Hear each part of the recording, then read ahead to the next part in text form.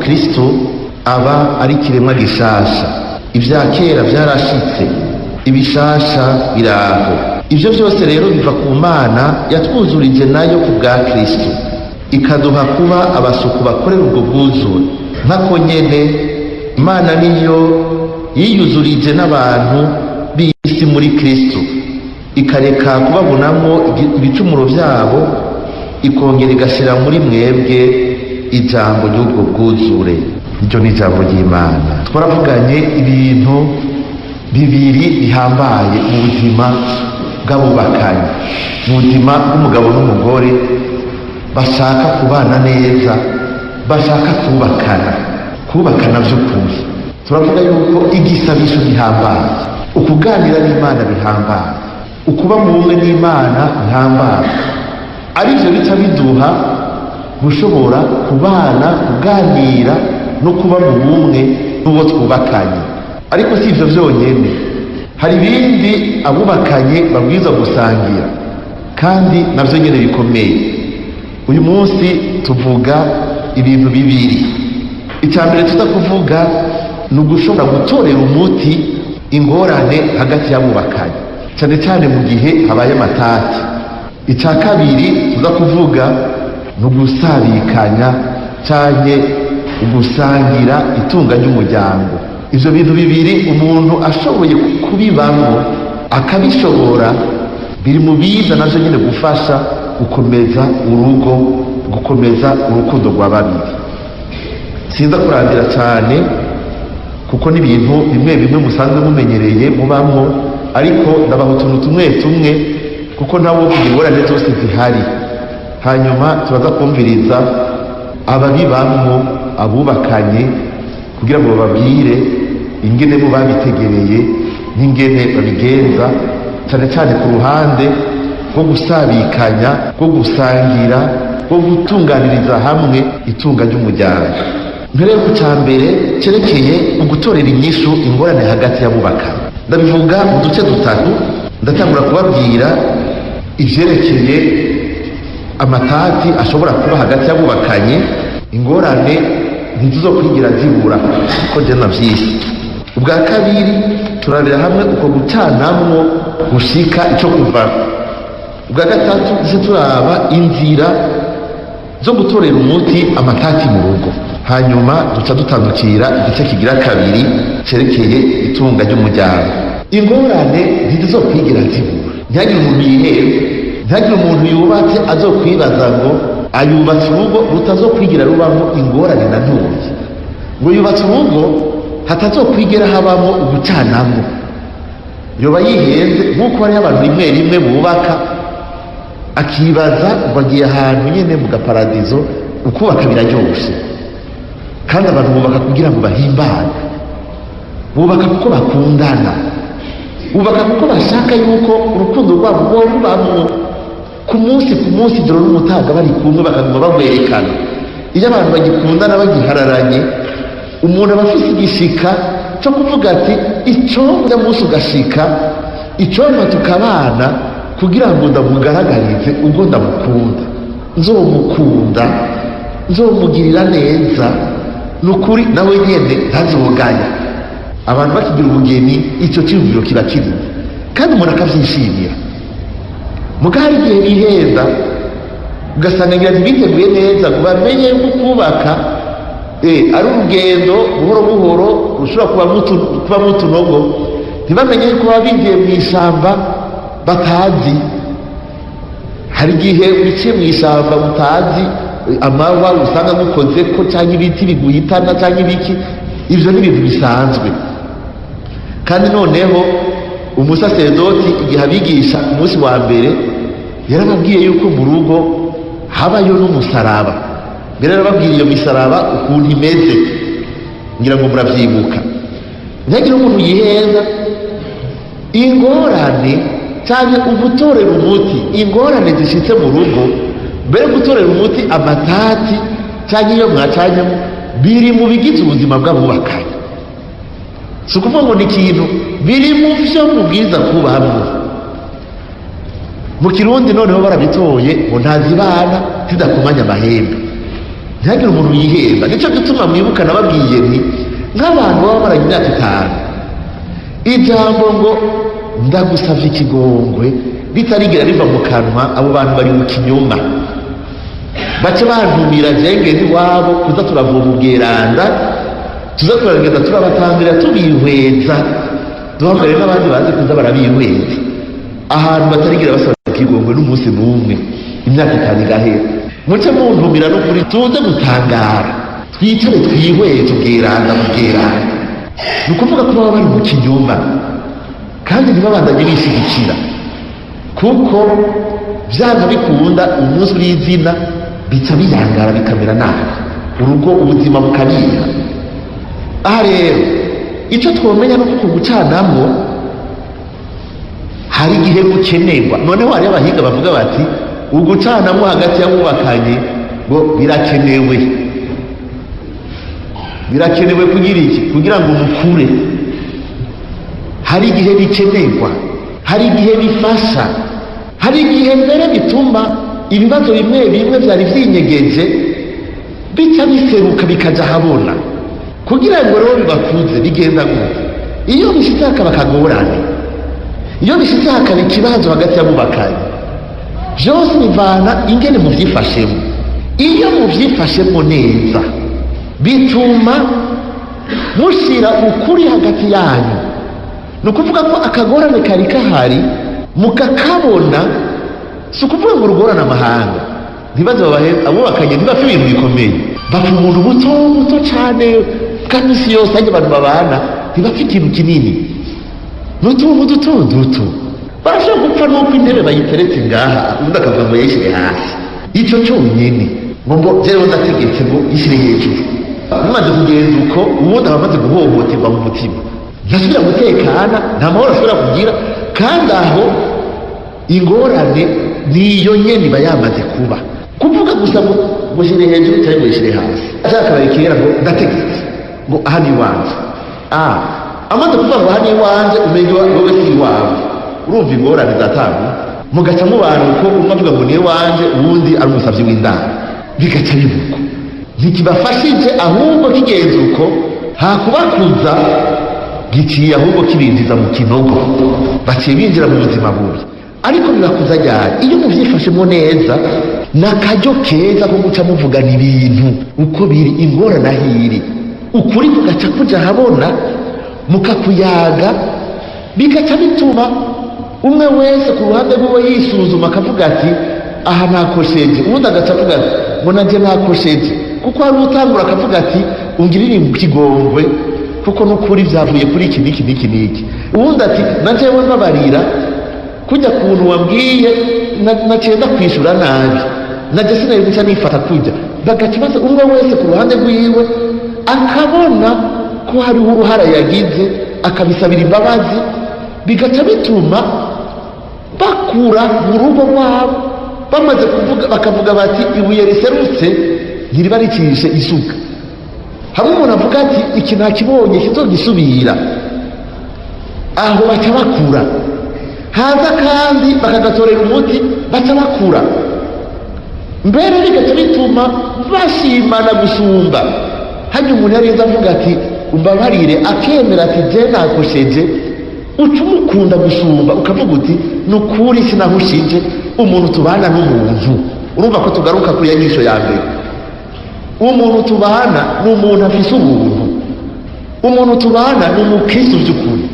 Naye hanze urabana n'umuntu baho undi muntu tebewe Mungu wanje narahonye naramushije. Nta muntu tubana n'igikoko. Iyo muvyifashemwo nabi naho rero umuntu acajana kangonongono, hakagira umwe atatangura guhonyanga uwundi, mbere bigashika no kurwana bakagwana kuko byanse ko bavugisha umunwa, kuko byanse ko baganira, hagaca havuga ibifunsi n'amakofi, hakaba ugucinyiza uwundi, hakaba sinzi umwe wese agaca yiyugarana muri we, ukamenga hari abantu bagize kontra yo kubana mu mutekano nk'abo muri Afurika y'Epfo, abirabure n'abazungu. Ubu babana mu mutekano muri demokrasi, mugabo birazwi ko badakundana. Akubwira ati jewe unyubahirize, sinkeneye ko ndamutsa naho twahura mw'ibarabara wewe wirabura, ntundamutse ntugire iki, uraca ku ruhande ndi ku ruhande, tubane mu mahoro. Hariho abo bakagira basinye amasezerano y'amahoro yo kubana mu mutekano atawuvugisha uwundi, umwe akazira umushahara wiwe, uwundi akazira umushahara wiwe, agafata porogaramu z'uwundi ziwe, bakaza bahurira mu manza batazi ko bahava bahurira muri urwo rubanza. Umwe yagiye na bisi, uwundi yagiye n'imodoka, cyangwa umwe yafashe taxi moto, uwundi yagiye na bisi, bakazabona bahuriye mu rubanza. Hanyuma hego ubuzima bukabandanya kandi ukamenga ari mu mahoro.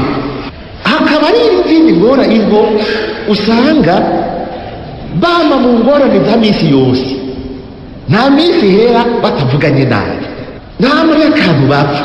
Uruwimyonje akimyoza akamubona atashatevye arenganya agashika yijya ngo ngiye kwiryamira, ubundi agaca yimyoza, uca wumva ingene babanye.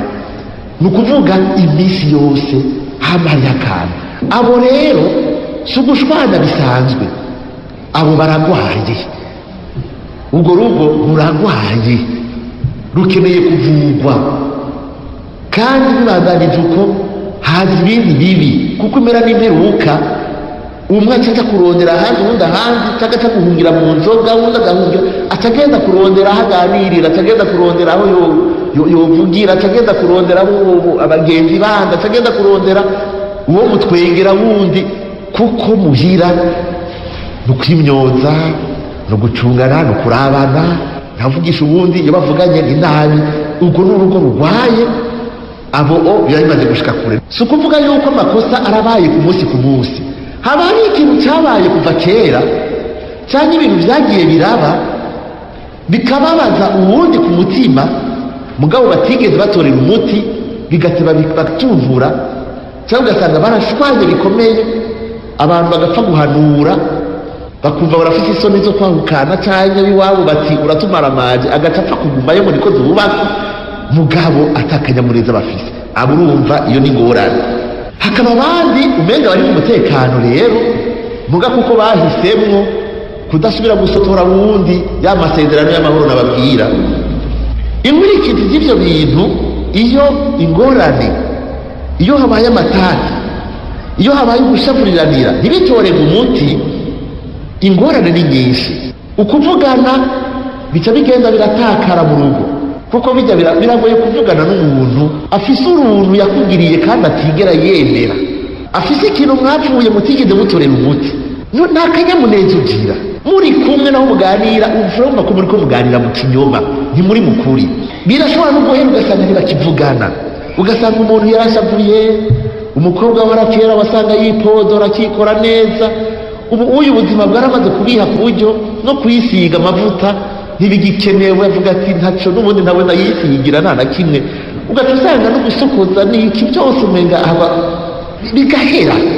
Ukazona umugabo asigaye agenda yambaye ipantaro itameshe, ishati itameshe, cyafuye ku izosi kandi yubatse, kuko umenga babana batabana. Ni ukuvuga nta witwararika uwundi. Ugasanga ukwihebura, intuntu, ukwidoga no kwararaza bikajamwo, bagaca batangura kwagirizanya ngo umwe yagiye kumena ibanga ryo mu rugo. None umuntu atavugira mu birataro nkavugira, abwirizwa umunsi uri izina vyakabaye kera, abwiza kuronka havugira. Murazi ko ari umuntu aba yaratuntuye, afuma agenda kwimba kanogo, akunama akakavugiramo akavuga kugira bimuvemo. Ni ukuvuga vyanka bikunda, ntimuze muravuga ngo yagiye kuvuga ngo mena amabanga yo mu rugo, yabuza havugira, erega bigatera bikaremera bikuzura. Hari n'ushaka kuja ku musozi mw'ishamba ngo akome induru, kuko yarabuze havugira. None ivyo bintu biva kuki? Ugucanamwo biva kuki? Biva ku bintu vyinshi, ivyo namwe murabizi. Sivuga utuntu duto duto abantu bashobora gupfa. Ico mwomenya ni iki? Ugucanamwo vyama biva kuko tumvikana ku kintu mudashoboye guhurizako, ku kintu cyabaye bikanga ko muhuza. Kandi ntimwibaze ngo ni ibintu mwarinze gushwanira. Hari n'igihe mudahuriza ku kintu mutavuganye no kuvugana, ugasanga umwe hari ikintu akoze ntikigushimishe, mugabo kandi ukabura n'ingene ukimubwira. Ntujye ukimubwiriraho nyene, ukabura aho ugihera, ukakigumizamo, ukibaza ngo birahera. akagisubira bigateba bikagushavutsa. Hari n'umuntu ubwira ukabona aciye akara ugaca utinya gusubira kuzoramubwira agaca atarabandanya mu makosa ukamenga nta ngorane ihari, kandi mu mutima wawe ariho hari iyo ngwano. Hari igihe usanga ingwano iri mu mutima wawe ubundi mbere ntabimenye, kuko inyifato yagize ntiyakushimishije, wagize isoni, wabuze aho ubivugira kuko mutagira ka kanya ko kuyaga mu rugo. Namye mvuga ejo mutegera mufata akanya mwicaye mutekereje mugasenga kugira ngo musa n'umutima mweranda abahe kuvugana ukuri. Ako kanya iyo kataboneka hama hari ingwano mu mutima w'umuntu. Ni ukuvuga yuko bishika ugasanga umuntu hari ibintu adashima bitamunezereza bikagwanira muri bo. Ni ukuvuga intambara ikabera mu mutima iwe. Mbere iyo byakabaye kera ni hamwe umuntu yarashavuye bitaba bikabomoka bigasohoka, bigaca bisohoka nabi. Hariho n'abagabo babura ingene babwira abagore babo kugira ngo bakosorane. Byakabaye kera agafuma agenda kunywa amacupa nkangahe kugira ngo afume bataza kuvugishwa n'inzoga. Ivyo yatinye kuvuga kuva kera avyubahuke. Muzobona abagabo iyo atanyoye usanga ari intama iri ngaho yigendagendera naho uwo muhonyora. Mugabe yashaka kuvuga atabanza guca mu kabari agaca yidroga akabanza kunywa nk'amacupa akarenza urugero n'impaka kugira ngo aze kuronka ingufu zo kuvuga muhira ntimuvugishe. Ashitse rero agaca gusohorera ibintu byose bimuri we. Ntuze wibaze ngo nakaburege ajya bidavuga. Hari nahawe nawe nyene bayaratunduye. Erega n'abagabo batinya abagore. Atanyoye adashobora kuvuga, yanyoye agasohora ibintu akavuga. Hajya biba bimurimwo birurumba byaranze ko bivuga, agaca banza kwiha akayoga umutwe akumva ko akamushitse, agaca rero agaca yita umugabo ukamenga abaye umugabo ari kuyanyoye gusa atabimuye n'intama iri ngaho yicaye. Kenshi iyo umuntu yamerewe nabi rero ni byiza ko mumenya kwihweza. Nababwiye ejo nti mumenye kwihweza uwundi mwitonze. Iyo umuntu mwihweje ucuronka amakuru menshi. Iyo umuntu yabuze aho avugira areka kuvugisha umunwa aca avugisha ibindi bimenyetso, bigashika mbere naho bishika ku bimenyetso bigaragara gose nko kwanga kurya. Umugore ukabona kugiye ngo ngo numva atavyo nshaka, none uragwaye? Eka singwaye mugabo fungura wewe jewe ntaco. Umugore akakureka ukifungura ukabiyija wenyene akakubwira ngo je nari utuntu urumva atapetifise, ukabona nukuza muraraba arashobora kwanza kurya, arashobora kwigwaza kugira nawe basi kuza kuraba umaze uti mbega umerewe gute, kuko abona ko utamwitayeho. Rega n'umuntu yigwaza kugira nawe kuba mwitaho na gatoya. Iyo abonye rero atanuje kumuraba noneho agacapfa agashika mu mutima. Iyo abonye atatu bikubwiye arashobora kureka gukora. Iyo umuntu atamwe kwishura nabi ukabona umenga ntatekanye, hari igihe aba afise ibindi bibazo. Arashobora kugira ubwoba, arashobora kuja kuyerera atahora atembera, arashobora kuja mu kabara kanuma karenza amasaha atahora arenza. We ukibaza ngo nibisanzwe umuntu akaciyemo, kumbe hari ikintu kimuremereye ariko arondera iyo ashira yahabuze n'ibindi. Uko kutumvikana biva ku biki? Ibintu bikeyi bikurikirana muga bikomeye, apana utuntu duto duto. Icambere birahambaye ko umugabo n'umugore bategera ko bubakana badasa. Ejo twarakivuze muga gushusha kudasa rero gusa ngo nuko umwe ari umugabo uwundi ari umugore. Erega mwabanye muvuye mu miryango idasa. Umuryango umwe yakuriyemo, aho yakuriye hariho imigenzo, hariho inyifato bagira, hariho ingene se wiwe yifata n'ingene nyina yifata. Ugasanga wakuze umwana ubona abavyeyi bama batukana, ukacukuruzi kumenga ukuganira ko abavyeyi baratukana. Hari uwakuze abona se wiwe yamataha byiza iminsi yose akabona ko kuba umugabo ari ivyo nyene. Hari uwakuze ugasanga iwabo nta camira, yakuze atacamira, none bwire gute si ku munsi ugacahinduka. Hari uwakuze bameze uku bamubwira indero imeze uku n'ivyazazanye, muba mu ntara zidasa. Ukazana umugore w'imbongaha azokubwira nyene kandi ntajya umunwa. Waganira n'uwajya haruguru mu mugamba mu ndero yaronseyo niyo kunuma no kwiyumanganya akababarira imbere. hari igihe rero wakuriye hariya mu mugamba ukabona umugore akubwira atigeze abona nyina abwira ikintu na kimwe se ugahita uvuga uti narongoye ishyirasoni. Oya, imbo niko bavuga, mugabo we uvuga ko ari ishyirasoni kubera aho wakuriye kizira ko umugore avuga. Ugasanga hari n'abagira ubugeni badahuje imico, hajya umwirabure n'umuzungu babanye, urugendo ruba rurerure, imico si imwe.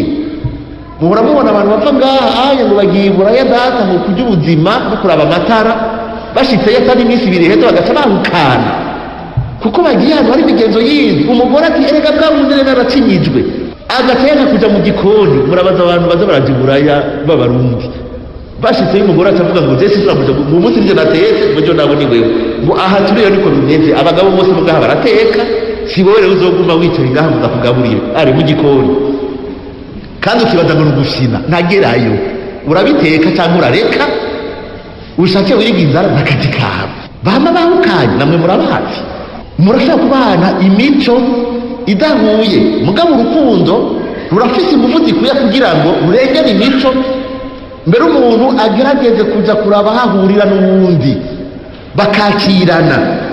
Ariko no kubimenya yuko mushobora kubakana mudasangiye imico, mutakuriye hamwe, mushobora kubakana ufise ibikomere wakuye muhira wakuriyemo, ugakura umuntu ashavuye yiyugaranye atavuga, ugakura n'umuntu afise ubwoba, ugakura n'umuntu w'umusinzi aggressif kubera ibikomere, ugakura n'umuntu yagiye kuri defensive yama yagavye umwanya wose, ikiza kumutera ugize imana ukagira akantu uzibona yagutanze kugutera ivumu cyangwa icumu, kuko ahantu yakuriye nta mutekano yari afise.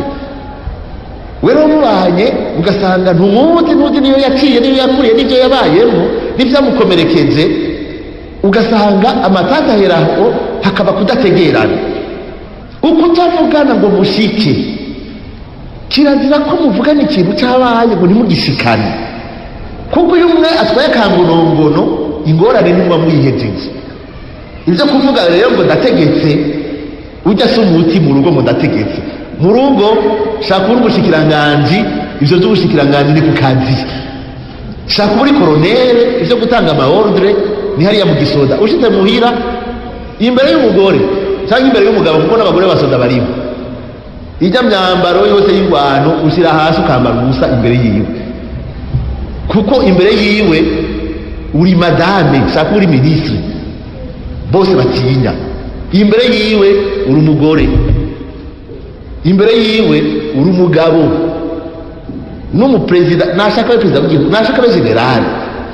Imbere y'umugore wiwe ivyo z'ubugenerale nta birimo, nta komandema iriyo. Ukoresheje komandema ntango n'ubutoreye imuti ingorane, ahubwo ubuzunyuye. Birahambaye umuvuganye ko mushika umwe wese akumva ati aha nashikanye. Ikindi kitari ingorane, uguhunga ibibazo. Umwe ntashake ko mubivugana kuko adashaka kuba mukuri, iyo ni intango y'ingorane ikomeye. Ikindi, ukutaganira mu rugo, icyo cyose no kwirwa ndakivuga, cyane ukutaganira ibibazo bikomeye, cyane ukutwaba mwaraganiriye mukira abafiyanse ku bibazo bimwe bimwe.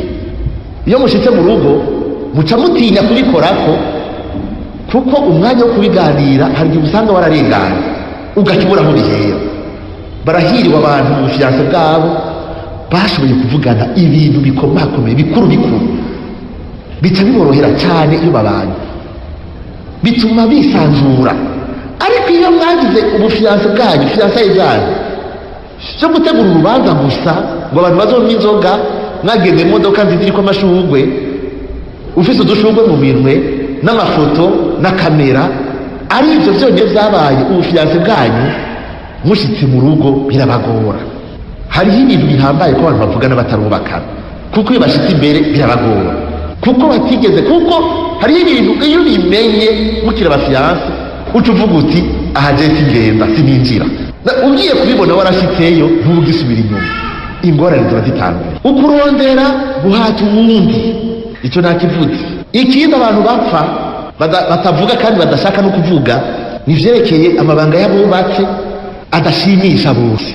Mu ndero y'ikirundi ivyo ntavyo bavuga, ariko ibanga ry'abubatse biri mu byo abubakanye babamwo, biri mu ibanga baba barimo badashobora gushyira ku ruhande, kandi bakaribamo imyaka yose bazobana. Kubona hari ikintu gikomeye nk'icyo mutigera muganira, kandi gishobora kubamo ibibazo byinshi, muramenya ko ari ibibazo byinshi. Harashobora kuba y'indwara nyinshi, harashobora kuba y'ingorane nyinshi, harashobora kubayo ibibazo bikomakomeye, ariko kubera indero y'ikirundi ntibabivugane.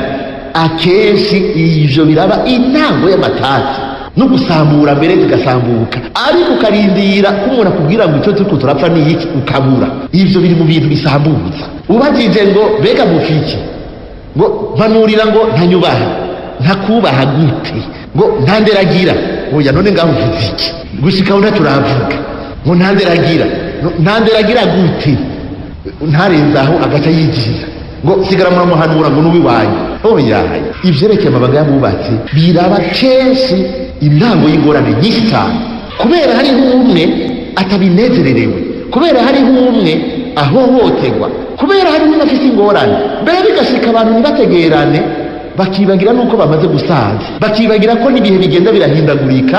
No mu vyerekeye mabanga burya naho nyene ibintu burya bigenda birahindagurika, ugasanga umuntu afite ibibazo, uyu muntu ngo uko bigenda kose babwiza ko afite ahandi aja, kumbe ntahaja, nakiri wa wundi ya kera. Erega yaratutse, yarahindutse, ntashobora kuguma ari wa wundi uzi. Muga kubera mutigera muvugana na kimwe, hacamu kwikekana, kandi umuntu atanguye kwikekana kuri iryo jambo biba vyamaze kononekana.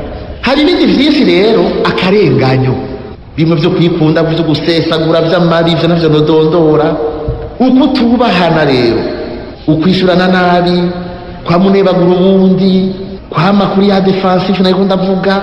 Hakaba n'ibindi rero ivyerekeye inshuti zanyu, umukazana na inabukwe. Murazi yuko umukazana na inabukwe ama bapfa umugabo, bose bapfa umugabo.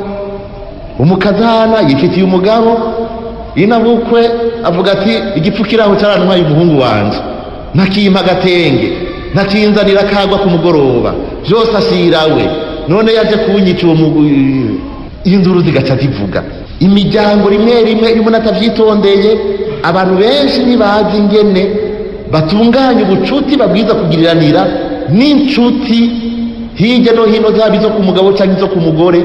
Ugasanga abantu barabipfuye, ugasanga mbere birashitse barabateranije. Iyo bishitseho bikagorana ntibaronke umwana, ingorane zitera kenshi abantu bo mu muryango, uwaje kuduhonya n'ibindi byose n'ibindi, ukudafashanya ibikorwa n'ibindi. Ubwa gatatu, inzira yo gutorera umuti amatati mu rugo. Hari amatati ashobora kuba kuri jewe nawe ngo twubakanye, ariko kandi hari amatati ashobora kuba jewe atarize turiko turashwana, dufite n'ingorane, ariko nkabona ingene uwo twubakanye afata abana ntitugihurizeko.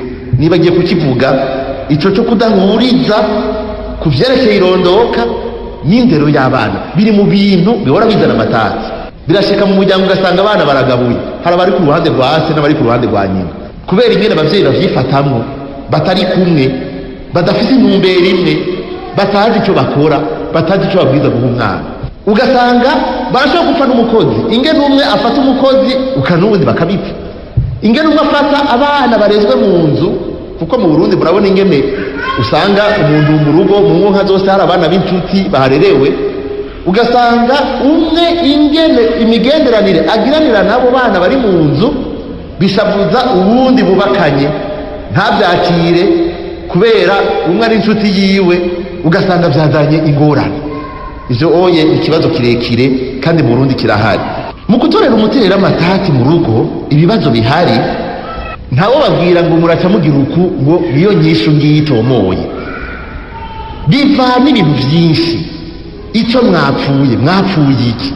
Hari igihe mupfa ikintu gikomeye, hari igihe mupfa akantu gatoyi, hari igihe mupfa ikintu cyavuye cya kera cyangwa ikintu cyadutse ubunyene. Nukuraba ivyo bintu mupfuye aho vyabereye, bimaze igihe kingana gute, ingene vyagenze, kugira ngo mutorere umuti ikibazo. Ivyo bintu byose birajamwo. Nico gituma atawovuga ngo kugira mutorere umuti ibibazo mugira uku. Mugabo hari ibintu ngombwa kugira ngo inyishu irindi iboneka hari ibintu ducako. Ibyo ducako nabyo ni biki? Mu rugo mukaba mushaka kuganira mu kuri, igihe haciyemo ikintu, ndagarutse kuri cya gisabisho. Niyo ushavuye burya kirazira kuvuga nishavu, kirazira kuvuga ugishavuye. Birashobora gushikaho uca uhitamwo kubanza kuraba hirya ishavu ribanze rihere, kuko nta muntu azotorera inyishu ikibazo bakiri mu ishavu.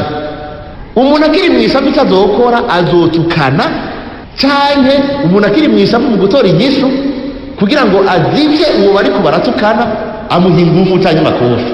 Kandi umugabo yafashe agafora, bamwe batubwira umusoda araho ngo yatambara impuzu z'igisirikare agaca azana ibigwanisho byose agira agwane n'umugore, biciye ngaho hakwibaza ngo inyishu urayitora ahubwo urayongereza. Kuko hari umuntu yibaza ngo twagwanye ndamunesha, ngo ikibazo nagitoreye umuti, ntacyo watoreye umuti namba, ahubwo wakivomereye usuka amavuta ku muriro kugira ngo uce wongerekana. Naho atagwama abantu bumva inyuma, mu mutima hoho umuriro uri kuraka. Igisabisho kirahambaye kugira ngo ubanze uhereze ivyo bintu Imana, ubanze witura Imana, ubanze umuhereze n'ishavu ryawe, umubabaro wawe, uzi ko Imana ariyo ishobora kugutekanya, uzi ko Imana ariyo ishobora gukora no kuri urya mwubakanye mwatase, ikorosha imitima y'abantu. Iyo umuntu asenze neza mu by'ukuri aratekana ku mutima, akabanza akagira amahoro. Kandi naho yakosheje agashobora kuhabona kigaya, akavuga ati ahantu kuri je nacumuye, ngizwa kwirega kandi nkasaba n'ikigongwe n'uwo twubakanye. Icya kabiri, birahambaye yuko usaba inema yo kwicisha bugufi,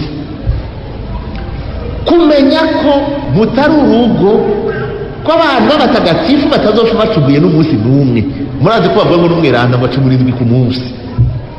Guta bugufi tukemera yuko natwebwe birashobora gushika kagacamo. Umuntu ntace yigira umweranda w'umumarayika ba mwijuru, ntiturashikayo. Ivyashikiye uwundi navyo vyoshikira, ivyashikiye uwo twubakanye kakamucamo agacumura, ejo yoba ari jewe nanje bikanshikira. Kuko hari umuntu yama yiha gukosora uwundi, abagabo bariha no kubahana bagahana umugore, akama mukosora no kukubita agakubita ngo ariko aramuhana, ugasigara wibaza mbega wewe nta narimwe ahora acumura. Birahambaye kwicisha bugufi, kumenya ati uyu munsi nivyo ujya yakosheje, muga nta jewe cagihe nije nayo nacumuye, wa munsi kera nije rero namucumuyeko, uyu munsi niwe, kandi si ukwihorana, ejo navyo birashobora kunshikira. Umuntu agaca bugufi, hanyuma ikibazo akacakira cashitse, ntutugihunga, ukamenya yuko inyishu iri muri mwebwe nyene. Icya gatatu, birahambaye kugira ngo mutorere igishu ibibazo byanyu, canke mbere mwirinde ingorane, kumenyana neza. Ikinara kivuze ejo n'ubu nabenda kivuga, kumenyana. Uyo muntu muri kumwe ninde, akunda iki, yanka iki. Iyo nzi umuntu ivyo yanka, nca nirinda kumukomeretsa no kumubabaza. Iyo nzi ivyo akunda, mpora ngerageza kugira ngo ndamunezereze. Uyo muntu yakuriyehe, ibikomere afite nibihe, kugira ngo simave ngira ikintu ntabizi ngo sange namutonetse, ahubwo dufashanye kuvurana. Erega turavurana, kumenya ubundi uwo ari we, niho dushobora gukundana neza. Ikindi gihambaye ni ukurondera uburyo nyabwo bwo kuva mu kibazo mufise, mu ngorane muba mugize. Aha rero hari ikintu gihambaye kububakanye. Ntihagire umuntu n'umwe azokwibaza ngo mu rugo mugiye kuganira kugira ngo musubize hamwe mwatase, ngo umuntu ave yibaza ngo ngo niwe yakoze ikosa, ngo mbwiza kuyimwumvisha, kuko umenga ni kuburana. Abubakanye ntibasubiza hamwe mu kuburana, kuko nawe uvuga ngo namutsinze cyangwa ngo yantsinze. Mu bubakanye iyo bagize ingorane bakayitorera umuti, baba batsinze bose. Nawe umwe yokwemera ikosa, intsinzi ni ya bose, kuko nivyo bizogirira neza bose. Iyo hagize umwe yumva ngo namwumvishije ko yacumuye, ngo nico gituma naciye mfata ingingo, gufatira ingingo umenga ufatiye igihano wo mubakanye, nawe uba wihanye, kuko ntacyo umuvuye, ntacyo umukijije. Murondera inyishu ituma mwese mwumva yuko mwuzurijwe, mwuzuzanye, mwuzuye n'Imana kandi mwuzuye hagati yanyu. Hanyuma birahambaye kugira mutorere inyishu ibibazo byanyu habaye ingorane. Mu gihe muganira ikintu gikomeye ndagisubiremo nje naragivuze sinarose umwanya wo kukivuga cyane, kumenya kumviriza uwundi. Mu bintu bigoye hajya kuvuga biroroshe, ariko kureka uwundi ngo avuge ikiri ku mutima arinda heza naramuciramo, icyo nicyo kigoye. Ejo nababwiye nti ingorane s'akarimi ko kuvuga turagafise, ingorane no kuzibura amatwi kugira ngo tumenye kumviriza uwundi avuga heza. Naho yo bari kuvuga ibintu bitanyohera mugabo bari kuvuga umubabaro wiwe, naho yo bayiheze mureke avuge ibiri ku mutima, abisuke byose bihere, hanyuma umukosore mu nyuma. Kumviriza uwundi ni ikintu gikomeye kugira ngo mushobore gutora umuti urama. Mudashoboye kumvirizanya nta nyishu muzopfa murosa. Hanyuma kumenya kuvuga neza. Igihe abantu umugabo n'umugore basubiza hamwe si ukwagirizanya, si muri sentare, si ugutuma urutoke, ni ukumenya kuvuga neza, kwibuka ko ari umuntu, kwibuka ko nawe uri umuntu, kwibuka ko muri abakristo, kwibuka icyo mupfana, kumenya kwiga kuvuga neza. Iyo byanse rero naho cyane bikagorana, muri kwa kwicisha bugufi kumenya guhanuza no kubaza abashobora kubafasha. Si uguhanuza uwo ari we wese rero. Kirazira n'umugabo kuja guhanuza abantu mu kabari. Uri umugore kirazira kuvugana na babagore birirwa baravuga insaku zo muri quartier. Si bene abo. Hari abantu baba bari hafi, ari abagifite abavyeyi, ariko iruhande yabo dusanzwe tumenyereye bari hafi hari abasaserdoti, kugira ngo ikintu muvuganye kizogume mwibanga. Ni ikintu gikomeye, ni ikintu gikomeye. Hari abasaserdoti, hari abashinganahe n'abafasoni basanzwe bari muri iryo banga, bamaze kugira intambwe idasanzwe muri ibyo bintu, bashobora gufasha. Hakaba n'abandi babyigiye bize kumviriza abandi no kubafasha kugira ngo imitima iruhuke, kumenya guhanuza. Hari abashinga ntahe hirya no hino, umuntu ashobora guhanuza ibintu bitagiye kure kandi bitagiye mu ibarabara. Icyo ni ikintu gikomeye. Ikindi gikomeye ni ukumenya gutanga ikigongo. Erega mu rugo, urugo ntirushobora kubaho atakigongo. Ngo mbega mugenzi acumuye ko nzomugire kurira gushika kangahe? Mbega umugore wawe agucumuye ko uzomurekurira gushika kuri kangahe? Ni gushika ku ndwi. Indwi ko abatari bake mwebwe mwaramaze kukarenza. Mbega umugabo ancumuye ko nzomurekurira gushika kuri kangahe? Ni kabiri. Ni gushika ku ndwi. Oya ngenda babwiye 70 ku ndwi. No kuvuga iminsi yose. Iminsi yose. Ibisigaye byose rero uburyo bwose mukoresha, niba muza kwicara ku kiyaga, niba muza kwicara mu isengero, niba mugenda ahantu muri restaurant, ni ibyo bintu byose byoza ariko ibimejeje kuvuga bisa nuko mwabyitondeye. Hari abantu bavuga bati mwogira uku. Ndababwira umuntu umwe ingene avuga ati ibintu bikomeye hageze mugene muraba, igihe muganira yuko muraba neza ikibazo mufite icyo cyo mukacita izina. Mukacita izina ni ukuvuga ko ushobora kukibona icyo cyo mukakidoma ku rutoki, hanyuma mugaca muraba inyishu rero mufata izo arizo mukazishyira ku rutonde, inyishu zose zishoboka. Mugaca muraba muri bo inyishu zibereye kandi zishoboka. Nimba umuntu ahora atahatevye kubera akazi afise, woca umubwira ngo uzoza urataha ushike ngaha asizere ku mugoroba, kandi akazakora nimba ari umwigisha muri kaminuza yigisha mu ijoro, muca muraba yuko azoheba ako kazi kugira azarataha saa 12 abe yashitse muhira, cyangwa azobandanya ako kazi. Mugabe ingorane yahora iba, mugaca muraba ingene muhindura, mugahindukira mukaraba mucisha kugira ngo mwitorere umuti. Ni ukuvuga umuntu araraba inyishu zishoboka, ugaca uraba ibishoboka ibyo ari byo, inyishu yumvikana ishoboka kandi mushobora gushikana, kandi mwifunditse mugaca mutangura kuyishyira mu ngiro, mugaca muhengera heze nk'ukwezi cyangwa iminsi muri wa mwanya wo kuganira, mugaca mugira evaluation, mukaraba yuko ikintu mwafunditse aho mugejeje, ko muri ko murabikora cyangwa mutari ko murabikora. Bikenewe mukaza murahinyanyura, ariko ntimuca mugenda muri kwa kunuma umuntu azararabira kure gusa, arabira ku kajisho yibaza ibibazo mu mutima, umenga abantu bubakanye bariko baracengana, nta rugo muba muriko muragira. Reka nsimbire ku kibazo cya kabiri, itunga ry'umuryango. Ingorane tubona n'izihe? Aha mu nkuru nziza Yesu aravuga ngo singene bigora abatunzi kwinjira mu bwami bw'ijuru. Nagenda babwire ko abubakanye benshi bizonanira kwinjira mu bwami bw'ijuru kubera byabananiye gusangira itunga. Singene bigora abatunzi, singene bigora abantu bafite ifaranga mu mufuko gushobora gusangira n'abandi. Aha no muri mwebwe usanga ari uko bimeze bamwe bamwe. Singene bigora ufite amahera gushobora kurekura uvuga uti mukunzi wanje twubakanye, ngibi ibintu vyanje, ngibi vyanje, ingo twicare tuje hamwe turabe.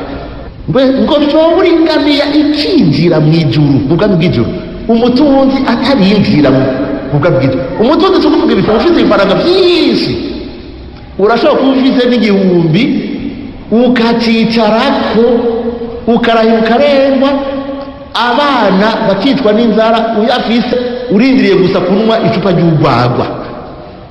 Iyo singene bigora abatunzi n'ukuri abatari bake munamubatse, abatari bake ntibazopfa binjiye mu bwami bw'ijuru ingamiya itaraca mu zuru z'urushinge kubera ubutunzi. Ico n'ukuri ni bake cyane harimo kuri mu vyerekeye ugutunganya itunga ry'umuryango, ni bake. Bizobagora kwinjira mu bwami bw'ijuru ndababwiye. Ifaranga, ingorane, abagore ngaho ba ruguru babaye mu nzu nk'abana, babaye mu nzu umenga n'abantu basavye indaro, umenga n'abakozi, byose barinda gutega amashi basaba umugabo, kandi ari uwo mubakanye mu vy'ukuri musangiye byose byose, musangiye byose. Impuzu arasaba, agaki arasaba, gushika naho umugore usanga yirirwa arasaba vrema n'utuvuta ashira mu vyo kurya kugira agaburire abantu, arinda gusaba, naho nyene ugasanga n'inyishu aronse ntibagize, agaca agenda karima, hageze gushora oya si bashora, n'amahera avuyemo nta nayabona mbere. N'ukuri ingamiya zizova zica mu zuru z'urushinge abatunzi batarinjira mu bwami bw'ijuru. Abatunzi rero ni bene abo, si ukuvuga abantu bafite amahera muri banki benshi, ariko nabo nyene bayatunze uko nico kimwe, ingamiya izoca mu zuru z'urushinge. Hari n'abafise duke nabo nyene bazopfa binjiye. Aha sinodondora rero ivyo vy'amabi vy'ibiki abantu babonera mu rugo vyo gusesagura, namwe murabizi. Murabona ingene umuntu ashobora kuja wenyene mu nzu, umunoho. Nagenda babwira yuko igitunguro c'umunoho kizotwara abatari bake mu muriro. Hari umunoho muri izo ngo, hari n'umunoho uteye isoni, umunoho w'abagabo, umunoho w'abagore. Ubu nabo nyene basigaye bafise umunoho, kuko nabo nyene ubu kubera basigaye bakorera amafaranga bayifata cyo kimwe, nabo nyene aca yitirako akanyegeza. Mbere ugasanga bariko baracungana ku kajisho barabuza gutanga rasiyo uwo ariwe, ngo tanga ure umwe agaca yikabusha akigira kugira ngo arabe. Bo ivyo sinobidondora ntavyo noheza, ariko hari n'umunoho. Muraza abagabo b'abarundi aho haruguru yama ariko arirenza ibiti vy'inyama, iyo muhira ugasanga bajya akanyama rimwe mu mwaka ku Noweli honyene, gusabikanya n'ingorane. Je namaze ko ndabwira abantu no ngaha mu gisagara umuntu ashatse kugira igiti cy'inyama kimwe, tujya tunyama dutanu bashyira ku giti, ubwiye veterineri uti dukure kutumpe mu gasashe cyangwa mu ihuba cyangwa mu mutozo w'igitoki, ukadutahana muhira nidutanu, turakora isosi neza y'inyama, ubugari bugacumbwa, n'ukuri ubugari bakabucumba, abana bagakoza ubugari n'isosi y'inyama, bagaca bagenda ku ishure ngo twarariye inyama kubera igiti kimwe gusa cy'inyama, kubera igiti kimwe cyonyine cy'inyama. Ariko umuntu yama ariko arirenza ibiti bitatu bine akazote bakagwara n'amaguru imuhira, abana bajya akanyama ku Noweli, bagize Imana no kw'ipasika akavyibuka, aho ni sawa. Umunoho n'ukuri uzobamara abarundi n'ibindi. Hari ikindi kintu gihambaye mu vyerekeye gusangira, mwige gusangira ku meza muri kumwe. Nta bantu bubakanye umwe ajya saa moya uwundi saa mbiri. Ni vyiza ko hageze kuri muja ku meza mu muryango, muhaguruka mugakaraba cyangwa mukagira iki, mukaza ku meza mugasenga, mugafungura, mugasengera hamwe, ukabona ko mwafunguye uri kumwe n'uwo mwubakanye n'abana, kuko hagifungurwa n'ikintu isangira, biri mu bintu vyegeranya umuryango, biri mu bintu bikomeza umuryango. Nico gituma ku bantu b'abakristo mu bisanzwe kizira kujya hanze. Bava mvuga ngo ndarengeje urugero, nta kujya mu gahinga imuhira batetse. Aha rero nyirasabe yaba umugabo cyangwa umugore ashaka kujya mu gahinga abwirizwa gusaba uruhushya. Nta kujya mu gahinga udasabye uruhushya umugore, nta kujya mu gahinga udasabye uruhushya umugabo. Uravuga uti nagira nsaba uruhushya umbabarire, uyu munsi nza gusangirana naka, uyu munsi natumiwe kwa naka. Kuko birababaza guteka imfungurwa uwundi akazikira uruhande yirenganira ngo nahazi. Gutekera ubusa birababaza. Nico gituma umugabo iyo adafunguye muhira abwirizwa gusaba imbabazi. Je muravuga nti mbere yarakwiye no gutabiriha, kuko uravye kugira ngo birinde bishika ku meza inzira bicamwo nibikorwa byinshi. Urabona n'amakakamba ku ntoki ngena ngo yibukaraba, gutonora igitoki, kuja kukigura ku isoko, kugitonora, kugiteka, gucana imbabura, gushira ku ibiti, ugaca uteka n'ibiharage, ugacanira, ruguru hoho birwo barahuha inkwi zizima, bakaba bagiye kugisenya, bakaza kuvoma, bagashiraho, bakoza amasahani, bagahanagura imeza, bagashiraho, byose bagashira, ugacuza ntubiki, ukwiye kuriha amahera. N'igicumuro ugusangira nukumenya ko dufungurira imuhira. Umuntu atajya imuhira akajya mu gahinga, akaba umunyagahinga, arasangura umuryango.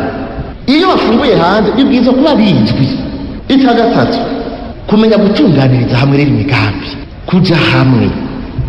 Ibyo wowe baca bibabwira kuraba uburyo mufise bungana gute. Abarundi benshi ntumenye amahera batunzi yava, bagomba kubaho nk'abafise ibintu byinshi atavyo bafise, bagomba kubaho ku buryo burengeye amahera bakorera nayo baronka. Nico gituma ari abasuma batari bake, abasuma baruzuye muri iki gihugu. Abandi bagafata amadeni adashoboka batazopfa bishuje, ugasanga umuntu aguma cenga.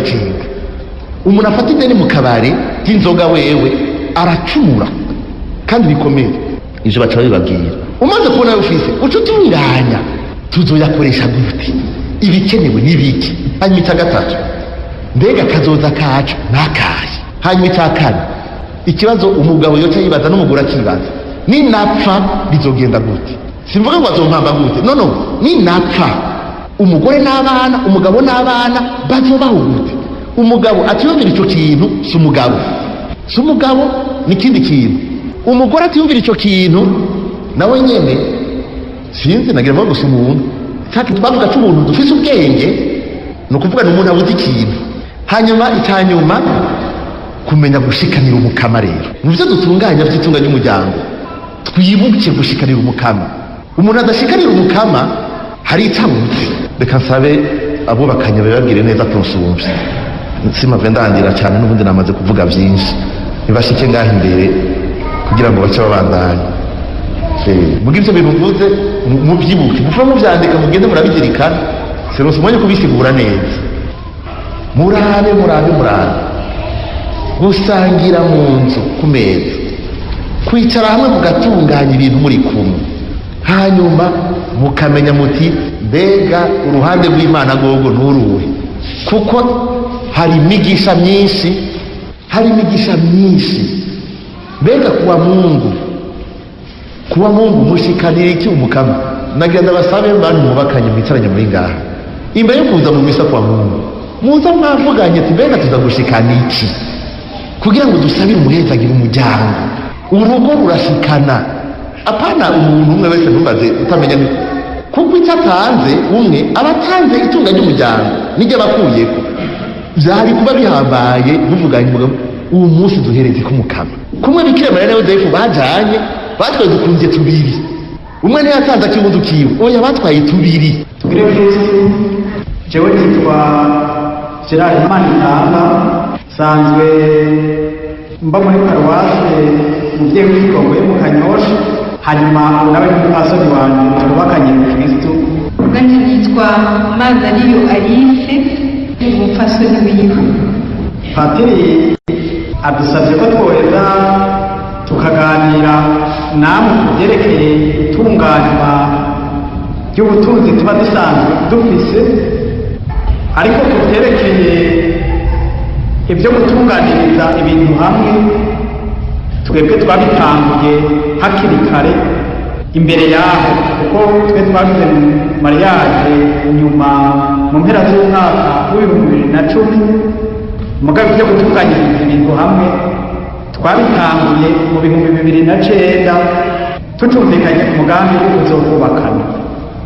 Hanyuma twebwe twari twaravuganye yuko tuzovugana muri fiyansaye yacu. Hanyuma jewe ndonse amahera naravuga nti naronse amafaranga angana uku, none aya mahera duheze tuyakoze iki? Hanyuma tugaca duheza ayo mahera tukayacira urubanza rw'icyo ayo mahera ari bukore, nimba ari byo tugura mu byo twari twaratondetse, twaca duheza tukavuga tuti reka tuyagura iki canke tuyagura iki canke tuyagura iki. Muri fiyansaye zacu duheza tuba muri ubwo buzima gushikaho dukwiza ibyo kugira urubanza. Hanyuma mugabo ibyo rero twahereye ico gihe n'ubu mu bisanzwe akaba aribyo tukibandanya tugira ku mwenda wa hera. Ico gihe twabigira umwe wese atahiwe n'uwundi atahiwe, ariko tumaze kubakana tukora turi kumwe, umwe abona ko icyo navuze ukizana akajyamo n'iby'imfungurwa, aho hari ibyo kugura ibintu bisanzwe. Rero tumaze kubakana narizi amahera ahembwa, nawe nyine yari azi amahera jewe mpembwa, tuca twitunganya kurondera inzu dushobora kuriha muri ayo mahera. Ntitwari guca tuja kuba ikiriri cyangwa ahandi, twariyumviriye quartier ishobora kuja ku rugero twebwe twari tugezeko. Hanyuma rero twitunganya gutyo, ariko ntibibaze ngo byari byoroshe. Tumaze kuba hamwe naravuga nti dukora iki, nawe akavuga ati icyo ntigikenewe.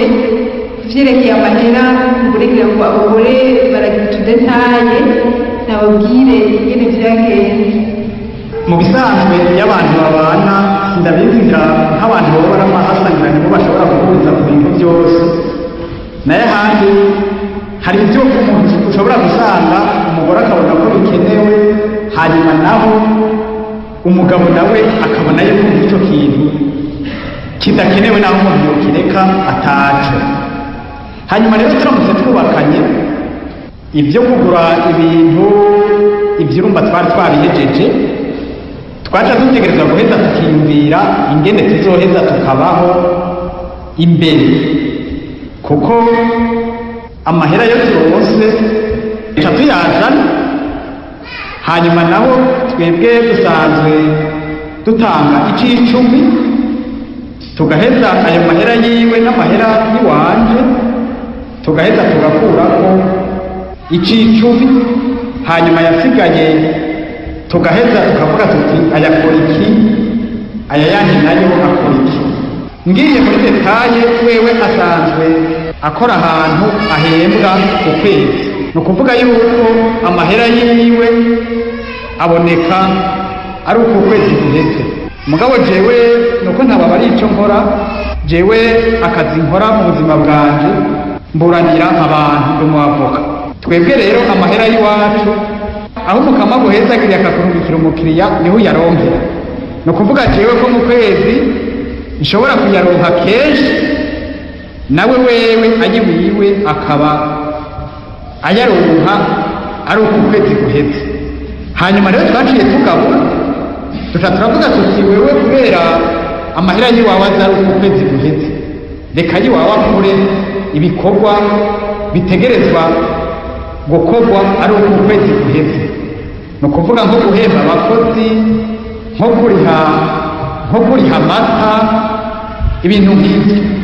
Hanyuma jewe yiwanje kubera adashoka acazira rimwe na rimwe canke ngo azire igihe kimwe, ibyo umuntu akoresha ku munsi ibyo nanje nkaheza nkabikora. Ni ukuvuga amahera y'iwanje akaba ari yakora ibyo, aho no kuvuga amadeplacema rasiyo ari umuntu avuye ruguru arwaye urabona dufise imiryango ruguru ntiturabe n'ibijumbura hari aho umuntu ava ruguru canke umushitsi akakugendera canke mukagira urubanza ibintu nk'ivyo ugahita usanga nk'amahera y'iwanje niyo aheza agakora ivyo nawe tugaheza tukavyumvikana ariko ivyo vyose biraheza bikava mu kumvikana tuba dufise. Hanyuma muri icyo gihe ku vyerekeye ico c'icumi nagira ndakigaruko cane ukuri nta muntu azotanga ic'icumi wagira ubukene. Twebwe twatangiye gutanga ic'icumi turiko dutegura urubanza ubukene twarasezeye ivyo nabishinzwe intara namwe nitaba mushaka gusezera ubukene butanga ic'icumi murabigena Imana ibahezagira. Rero naho twari tugize iyo mariage twahembwa amahera make n'ubu yari akiri muri stage hanyuma ariko Imana yaraduhezagiye aho twakora ico gihe uyu munsi sinzi tugikora. Hanyuma tumaze kubona yuko mukama duteje iyo ntambwe co turavuga tuti reka amahera arengaho naho vyoba ibihumbi bibiri ntituce tubirya kubera hariho ejo twiyumvire ejo tukavugana tuti mu migambi yacu tuzotangura gukora iki ico nicahera tuzosubira iki ico giheze duheze gukora iki hanyuma tugaca tuja imbere y'umukama tugasenga kugira ngo Imana iheze iyo migambi yacu. Niho twaca twiyumvira hariho konte kuha hariho n'iyindi konte epargne twe twayize yuko ari konte yitwa impimba kuko bitoroshe kuhashika iyo atari ikintu gikomeye kugira ngo iyo twagize ico dushiraho atari umuntu arwaye canke umuntu aje kutubwira ati ni ukuri biragoye tukavyigira hamwe tukabona ko bikenewe ntawe ushobora kuja gukorakora iyo konte jewe ndayizi nawe nyene arayizi niwe yifiseko natwe tukagira na konte kuha dushobora gukorako twese ubwabo twabanje kubivugana. Ngerageje kumunganira kuri ico c'iyo konte iyo konte mu bisanzwe niyihe zikadufasha muri ivyo kuko amahera yari kuri konte kura ukaba uzi yuko ariko biroroshe kugenda gutorozana hari aho usanga uciye uyakonsoma agaca ahera mugabo ayo abari kuri iyo konte epargne ntivyoroha kuyatora abari prosedire niniya. Hanyuma rero duca duheza tukabigera uko wewe iyo konte kura dukoresha ikarata wewe aravuga ati ndakeneye amahera akagenda akayatora nanje nkeneye amahera nkagenda nkayatora umwe wese ntategereza gucunga umuntu nimba avuga ati jewe ngomba kunywa ifanta abanze kuja gusaba uruhusha turizigiraniye turazi yuko atawusesagura ari ikintu gitwara amahera menshi turaheza tukakivugana ati ndagiye kurotira amahera ya canke naho je nkavuga nti ndakeneye amahera ndagiye kurotira amahera ya ico tukakivugana byose bikaba muri transparence. Hamanagira tubabwire ko ivyo mumeko biroroshe gukora twebwe ariko jewe naramaze amezi 9 ntakora aco nigeze kuna ahubwo niho nari norohewe no kurusha nari nkinye cyane ico gihe naho nyene yabigenza gutyo sinigera nibigwa mu mahera yiwe umukozi w'imuhira iwacu yigeze areka guhembwa mu kubera jewe ntakora umuntu wo muri famili iwacu arwaye yigeze areka kuronka umuti ngo kubera jewe ntakora.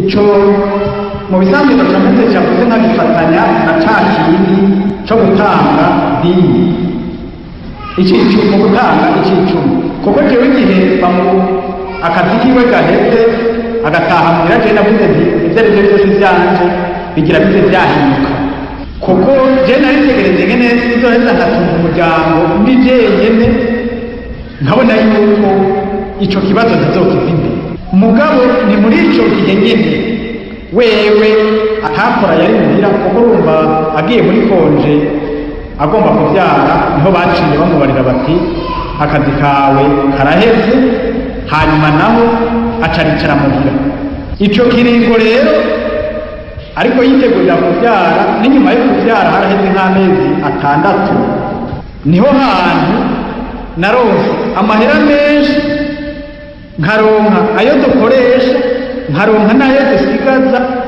mbere akaba ari naho twashoboye kubika amahera menshi mbere gusumba n'igihe twese twakora. ndashaka ko tworangiza tutababwiye akantu kamwe kuri gestion de compte, icyo tutaba twumvikanye ko tumaze kubaka hari iminsi mikeya ntibyari byoroshe cyane ko arekura amahera, kuko y'icyo cyo kurekura amahera byaramugoye.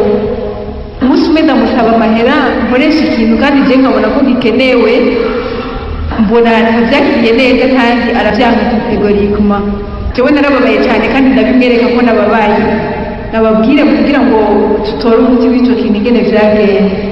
turamutse tudatumvikanye ko yuko ayo mahera asohoka, mugabo nk'uko twari twababariye yuko amahera tuyagerera hamwe, amahera tuba dufise tuba tuyazi, hanyuma natwe tugaheza tukavuga yuko aya mahera asohoka cyangwa adasohoka.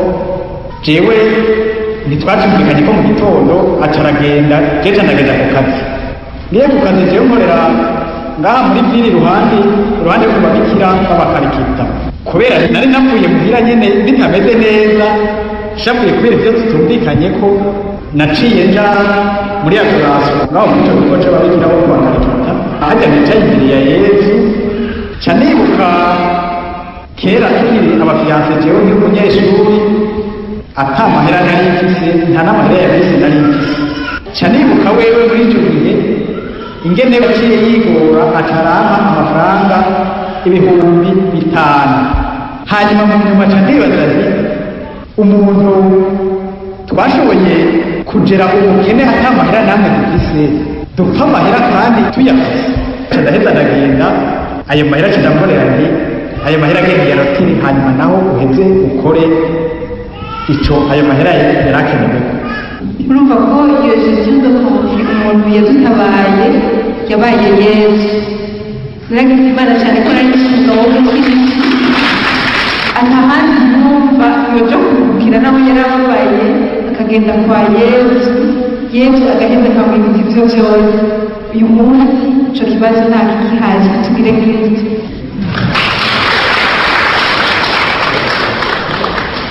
tushimye cyane aba bantu. iyi ni ya communication twamye tuvuga, iyo umuntu ariko arakominika, iyo umuntu ariko araganirira umuntu, mu by'ukuri aba ariko aramwihereza, aba ariko aramwugururira itunga afise riri muri we, kugira ngo bagire ubumwe, kugira ngo batungishe mbere ubundi. murakoze.